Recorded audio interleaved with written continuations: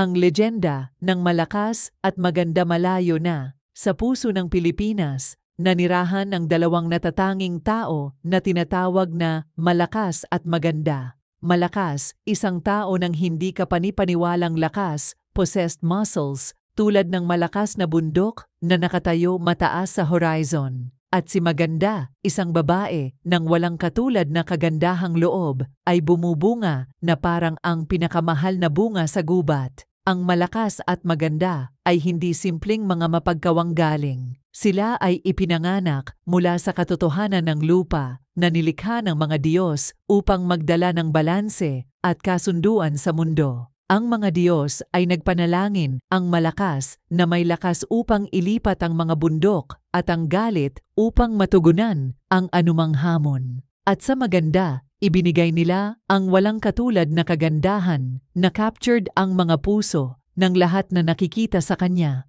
Ngunit ang mga Diyos ay ipinagkakaloob din sa malakas at maganda ng isang banal na gawain, ang pag-aalaga para sa lupain na kanilang tinatawag na tahanan at upang protektahan ito mula sa pinsala.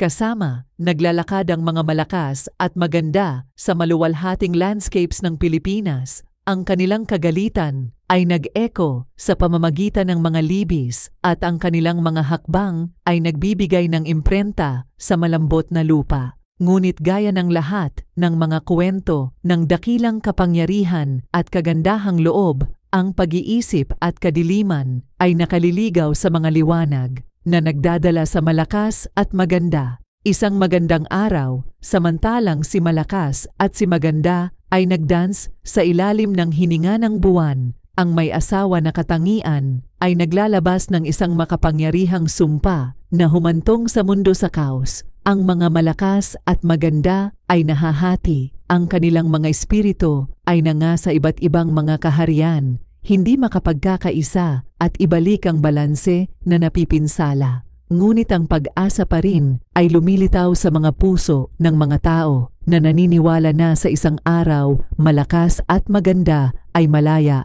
mula sa kanilang mga chains at dalhin muli ang liwanag sa mundo. At kaya, ang legenda ng malakas at maganda ay nabubuhay pa, isang alalahanin ng matibay na kapangyarihan ng pag-ibig at ang kalakasan ng espiritu ng tao, sapagkat habang ang araw ay tumindig at umuwi, ang kasaysayan ng malakas at maganda ay ibinabahagi mula sa henerasyon, isang patunay sa walang hanggan na pakikipag-ugnayan sa pagitan ng kalakasan at kagandahang loob.